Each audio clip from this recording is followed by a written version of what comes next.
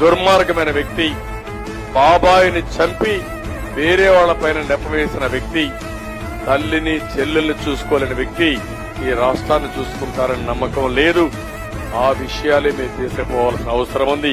ఈరోజు మీరంతకు మీరే గ్రామాలు తిరుగుతున్నారు, మీరంతకు మీరే ఇళ్లకు పోతూ ఉన్నారు, మీరంతకు మీరే ప్రతి ఇంటికి పోయేటప్పుడే ప్రతి ఇంట్లో ఎవరెవరికి ఏమేమి మేలు జరిగింది అని చెప్పి లెటర్లు తీసుకొని పోతున్నారు.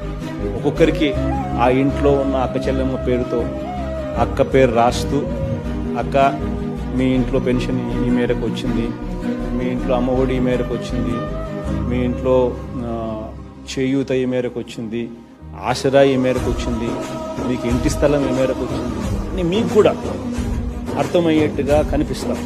కులం చూడకుండా, మతం చూడకుండా, రాజకీయాలు చూడకుండా, పార్టీలు చూడకుండా ప్రతి ఒక్కరికి కూడా ట్రాన్స్పరెంట్గా మంచి చేయగలరు.